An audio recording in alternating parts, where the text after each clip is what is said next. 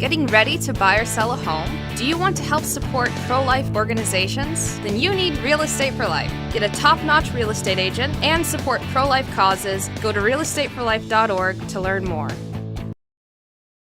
Getting ready to buy or sell a home? Do you want to help support pro-life organizations? Then you need Real Estate for Life. Get a top-notch... Of the Son and of the Holy Spirit. Amen. Dear brothers and sisters, today we celebrate the memorial of the 54 Martyrs of England and Wales, those who suffered martyrdom during the persecution of Henry VIII.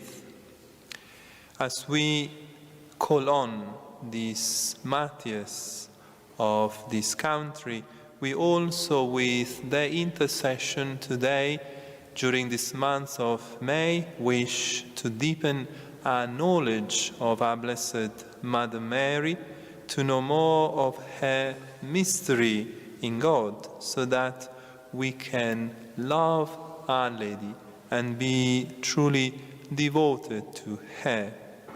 For today, I chose another passage from one of the Eastern Church Fathers, Saint Proclus of Constantinople. It is a very significant passage.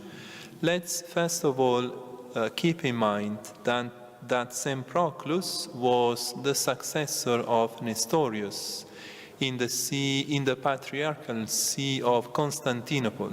You remember yesterday we spoke about the heresy of Nestorius, who denied the divine maternity of Our Lady, saying that Our Lady could only be called Theotokos, the mother of Christ, but not the mother of God. The Council of Ephesus was called, and unanimously the fathers, led especially by Saint Cyril of Alexandria, condemned Nestorius and proclaimed the dogma of the divine maternity. Our Lady is the mother of God, though she gave to God only the human nature. She generated the Son of God according to the human nature. Nestorius had to step down from his role as bishop. His successor was a great saint, a great father, Saint Proclus, who gave a homily which is supposedly been read during the Council of Ephesus itself. And now, in order to understand well this short but very insightful passage, let me just explain few key points in this quote.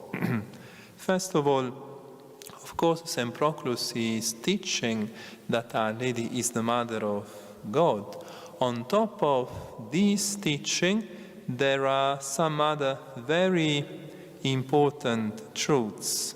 First of all, for example, Our Lady is the workshop of the union of two natures, the divine and human nature. She is the bridal chamber where the Word espoused flesh. This is a very beautiful teaching of some of the Church Fathers. The bridal chamber where the divine spouse, Jesus, came to marry human nature, to become man for the sake of the salvation of mankind. And this union was made possible in the womb of our Blessed Mother. St. Proclus, we are in 429,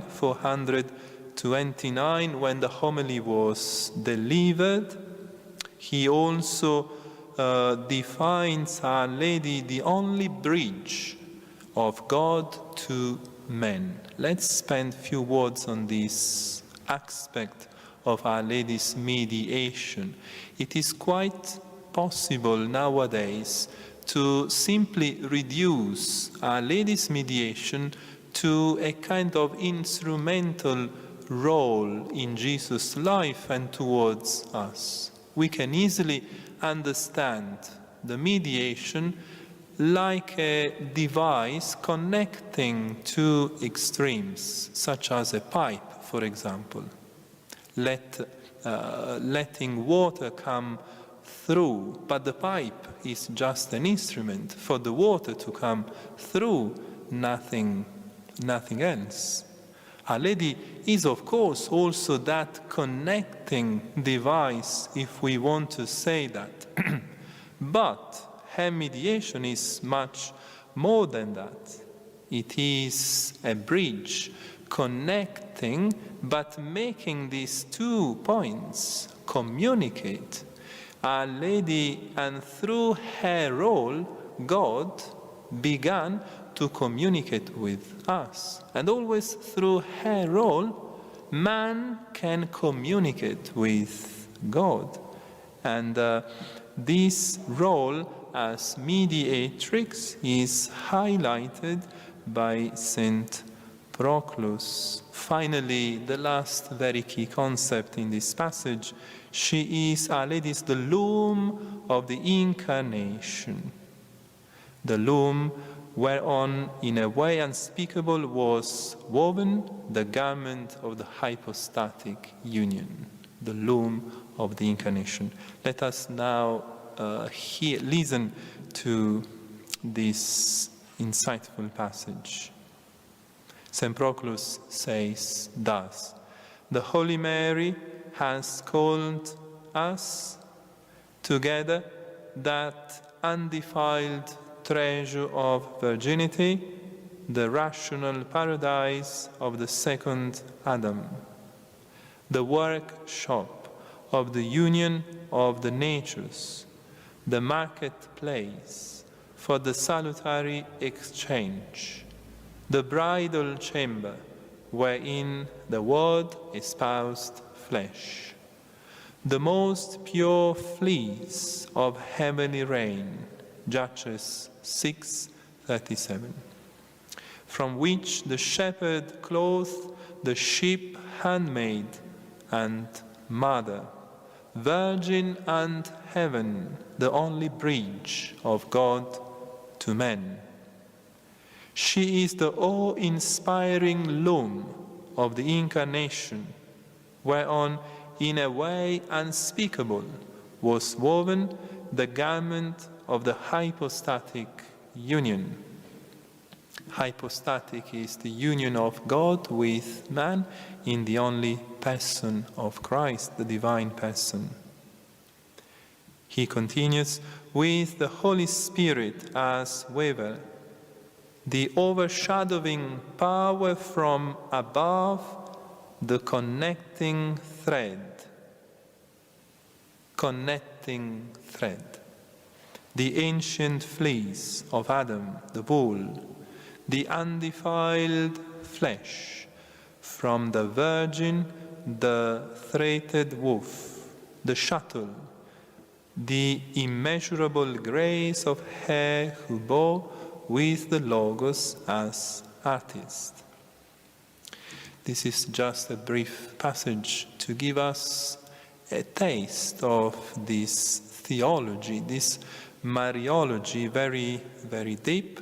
And this is also an encouragement for each one of you, my dear brethren, to know more Our Lady, to read more of these passages, these writings, so that our Marian devotion may always be enlightened by this great faith of our fathers, the fathers who gave us a beautiful and outstanding example of doctrine, first of all, and then devotion to Our Lady.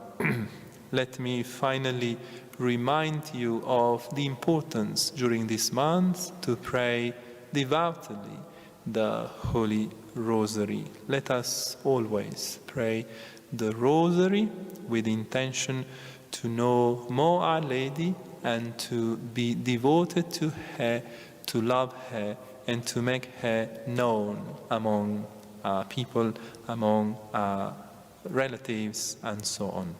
In the name of the Father, and of the Son, and of the Holy Spirit.